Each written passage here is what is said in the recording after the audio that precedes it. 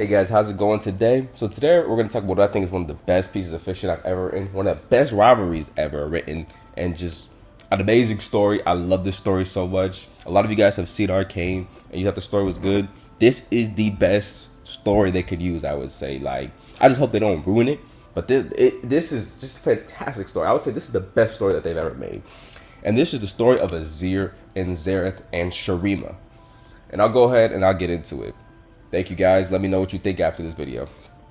Okay, so the story starts off with a young boy who doesn't even have a name yet, right? We'll get into that, but in this empire, the slaves don't even have names, so you know it's already crazy how they're moving, right? But it starts off with a young boy who's the son of two captured scholars. During an excavation for the empire, the father is mortally wounded, so he's most likely not going to make it.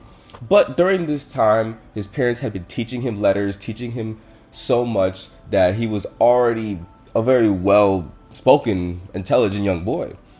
And his mother, seeing his father's about to die, knowing that they don't have very much hope, goes and finds a man who is an artisan. She knows that she can have her son be under him, and he would have a chance at life.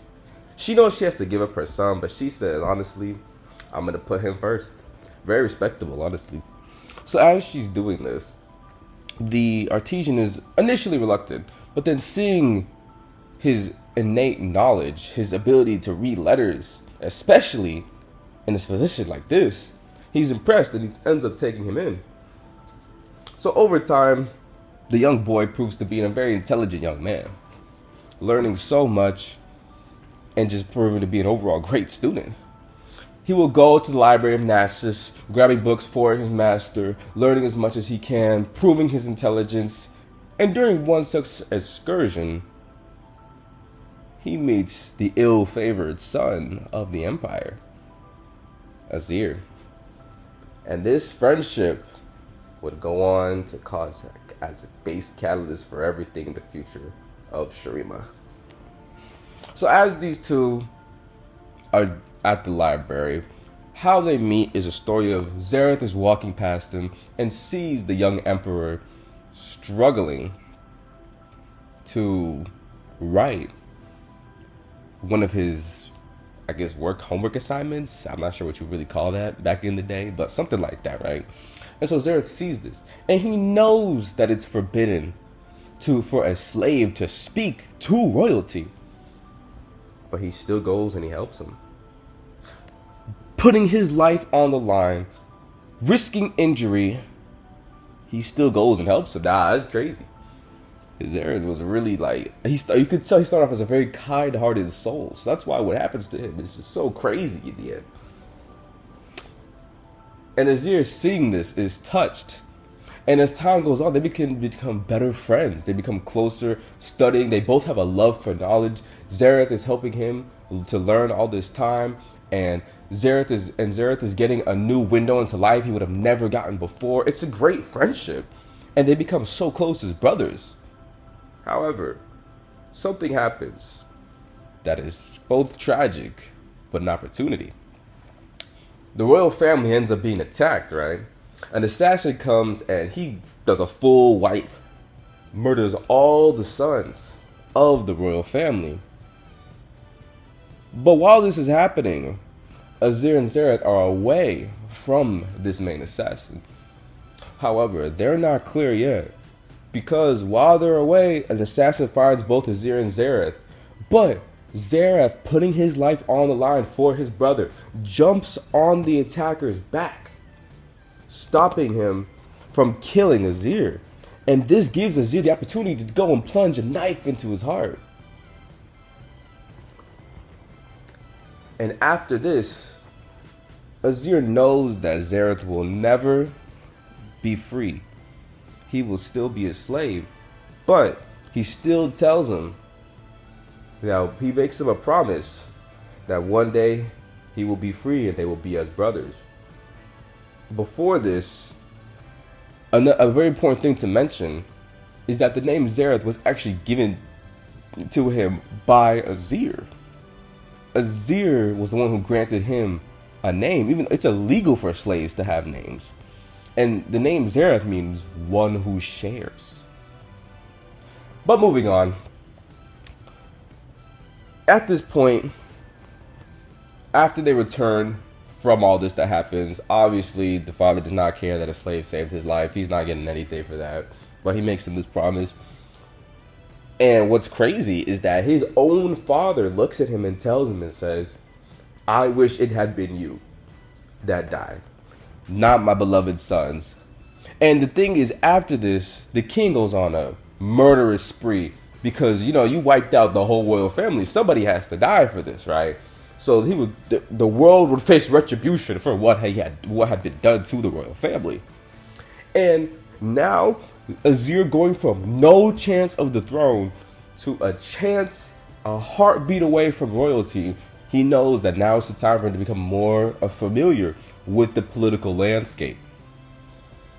Not only this, but reading this story, you know just how much of an impact, like Xerath is really him. Like Xerath is really the only reason why Azir ever made it this far. Because while this is going on, Xerath is also the one telling Azir, you need to learn how to fight. You need to learn how to become like a leader, a general. And Xerath is not doing anything. Like, Xerath is doing something the whole time. Like, he's not just sitting around. Xerath is going, and he's learning the arcane arts. He's learning magic. He's becoming voracious for knowledge, doing everything he can to become the best sorcerer of the land. And he becomes it. His wicked powers are crazy. And as this process is going on, some people are starting to look at it and see him going to these unsavory places, and they're thinking, what's this guy doing, man? This is a little strange. This is forbidden. Man, you know what he does. He silences them, you know, does a quick, it's the thing, you mess with the guy with the magic. He will do what it needs to get done, because over time, the seeds of freedom have been planted into Xerath's mind. And once you give the idea of freedom to a man, how do you take that away? It's just that idea of freedom, that Eren Yeager. That man desires to be free. And as this is going on, I just realized Eren Yeager is really a good comparison. That's actually kind of interesting. But, I should make it. Let me guys know if you want me to make a video about that in the comments. I would love to do how Eren and Yeager and Xerath are similar, how they're different. Because obviously they're not 100%. But let's get back in the story, right? So anyway, after these whispers are happening in the royal court, Xerath silences them. He not only silences his critics, he silences the critics of Azir as well, too. And as time goes on, there are very large threats to Azir's throne. Those being that the queen is still within the age to birth another son. And during this time, Azir knows that at any moment, he doesn't have the power to yet free these slaves. Because this is such a dangerous time. When there are assassinations like this, the country and the nation overall becomes so much more dangerous, right? I mean, something we can see within the real world. And so as this is all happening, and the queen is still within the age to bear a son, Xerath starts going to more means to prevent that new son from coming. Because let's not forget, they hate him. They have no issue if there's another son replacing Azir with that new son, because they just hate that man for some reason. And so as Xerath is going to more methods to get rid of this son, it becomes fairly clear that, you know, he's willing to do whatever it takes. However, that doesn't stop her from giving birth to a healthy son. And on that day, Xerath goes way beyond line. He said, I gotta do what I gotta do. And he conjures a powerful storm from the depths of Shurima to go and strike lightning multiple times at the queen and her son, killing both of them. As the king rushes in to go and save his wife, what's crazy is that Xerath says, you can get it too. and he kills the king and his royal guard, thus ending any chance of Azir's leadership being threatened. As Azir becomes the emperor, as I said before, he realizes he can't really, just free the slaves. Look forward to the... So Xerath gets a little upset. Not just a little upset, he gets furious, challenging him, filled with rage, saying to keep his promise of freeing him and the slaves. And Azir has the craziest response. This is not what you tell a man who wants to be free. Xerath is a crash out. But he wasn't always like that. I'm going to be honest with you. I think anybody would have crashed out at this point. Azir tells him to know his place. You should never tell somebody who desires to be free like that, because they may not get that lick back right there, but they will wait. And Xerath is patient. He is patient. I keep getting Azir and Xerath. They honestly do sound kind of similar. Not I'm saying it like this. I keep getting them mixed up. But he is a patient man. So when Azir tells him this, the last bit of nobility that he had in him, it dies that day. Gone. Now he's purely like, okay, that's cool. That's how it's going to be. He still stands by Azir's side, but every move he does now is to go and take that throne, take the empire for himself. Once brothers are now hated enemies.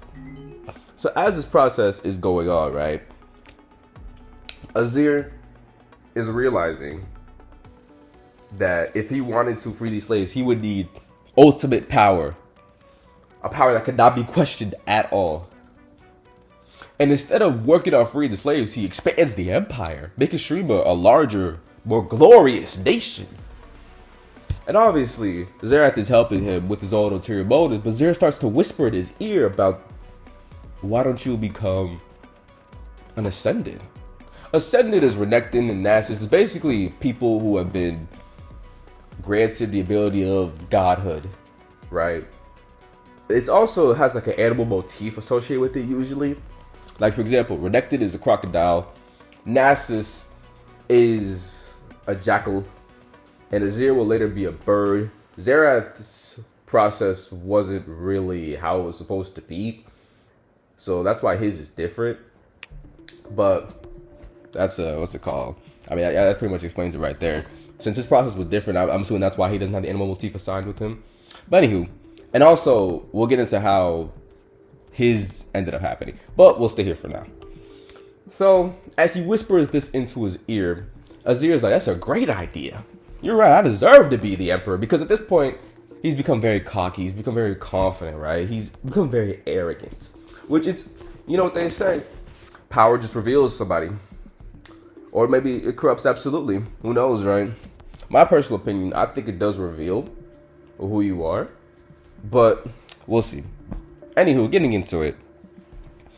So Azir goes and he announces he plans to ascend, because Renekton ascended and he wasn't chosen. So as Renekton ascend, they know that it's possible. And Azir goes and he tells the Sun Priest that I will be ascending.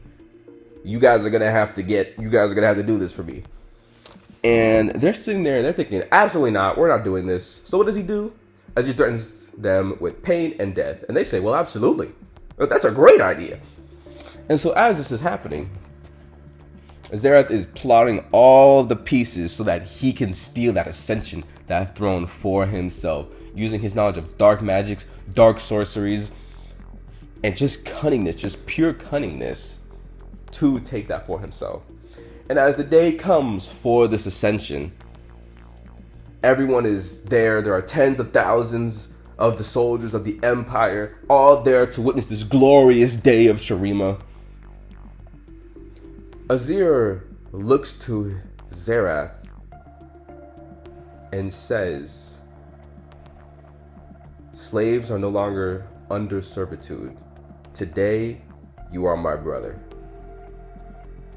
Which shocks the entire nation. More importantly, it shocks Xerath's heart. He was not expecting this. but he knows he can't go back now. He's done too much. He's gone too far. Even though a part of him wishes he could turn back the time, he knows he can't. So as Azir walks up to be allowed ascension through the Sun Priest, through teary eyes, Xerath goes and strikes him down, stealing the power for himself and forcing the Sun Priest to keep the ritual going. Now, during this time, the God Warriors, Renekton and Nasus, have been sent away to go fight some sarcophagi fire beast thing. So they weren't here. But as they heard the news of the ruin of Shurima or of the betrayal of Xerath, they rushed back and they began to fight with the newly ascended Xerath, who will become a being of pure energy. They use the sarcophagi to attempt to seal Xerath, and that's where we get our new look for him, right?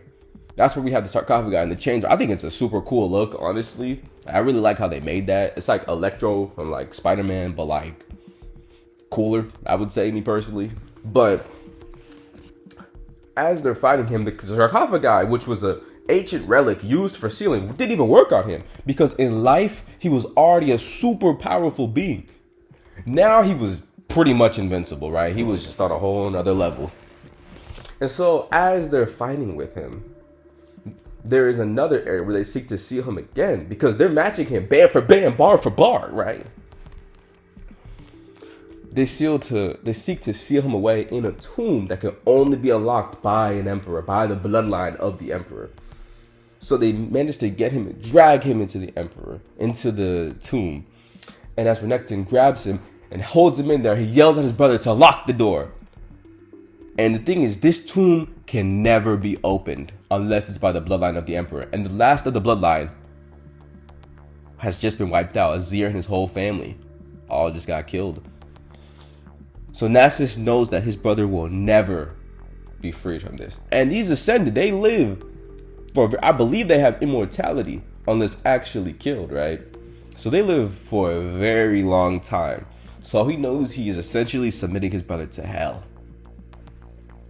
to awful conditions. And so his brother sees this and teary-eyed locks the tomb, sealing Xerath and Renekton in the tomb together. And over time, Renekton's mighty strength is waning, and Xerath just whispers lies and deceit into his head, saying, "Your brother locked you in here. Does he even care for you? Why would he do this to you?" And that hatred towards Xerath is eventually turned into hatred towards Nasus. And thousands of years later, eventually, another of the bloodline of the Emperor Azir comes and opens the gate, therefore freeing Xerath from his tomb, and a Renekton who was little more than a savage beast at this point. Because at this point, Renekton's mind had been so twisted by the lies, he immediately ran out and screamed his brother's name, looking for him to get his retribution. And Xerath leaves from this tomb. He knows that the world has changed and that he must go and understand it. But he also knows that his brother has been revived. Because, like I said before, to open this tomb, you need the bloodline of the Emperor. And someone of that bloodline, Severe, after being attacked by Cassiopeia, his blood had been used to open the tomb. But not only that, it had been used to revive the God Emperor. And as Azir wakes up, he recreates the scene to figure out what happened, because he didn't even know that it was his brother that killed. Like, bro just got annihilated. He had no idea. So he recreates the scene of his dead family, his son, his wife pregnant. And as he recreates it, he sees one man, his magus, Xerath. An anger fills him because he had no idea. He thought the whole time they was best buds, but no, man was plotting his downfall since day one. It be your own. Watch out there. Be safe. And as he sees that, he knows that he is still alive as well too. And he knows that as long as they are both alive, they will never be able to create their vision for Shuriba.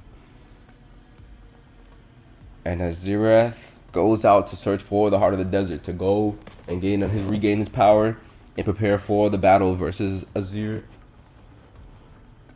a part of him knows that even though he is free, he's still in chains. Alright guys, and that's the story of Xerath and Azir. This was always my favorite story of League of Legends and one of my favorite pieces of fiction all the time. I would tell people this story without telling it from League of Legends, and they'd be like, that's actually a very cool story, because it's a dope story. Like, this should be a movie. This is so cool, guys. Like, I love this story. Like, I think Jinx and all that is cool, bro, but this, like, Echo was great, but this is just amazing. This is an amazing story. I just love it so much. But yeah, you guys let me know what you think in the comments below. If you agree this story would be the greatest Arcane story, let me know what other rivalries you want me to cover, because I love talking about like stories and rivalries and just good pieces of fiction. It could be UFC plot lines. Like, I'm about to do Israel Adesanya versus Alex Pereira. I'm gonna do like some more anime ones. I'm gonna do some manga ones. I'm gonna do some cartoon rivalries. I'm gonna do some Final Fantasy stories. I'd love to do like Arden versus Noctis in the future, because I feel like Arden is such an underrated character. Arden is one of the best villains ever made. But yeah, let me know what you guys want me to do in the comments below. Make sure to like and subscribe. And yeah, let me know what you guys think. Appreciate you for watching and making it this far. All right, you guys have a good one.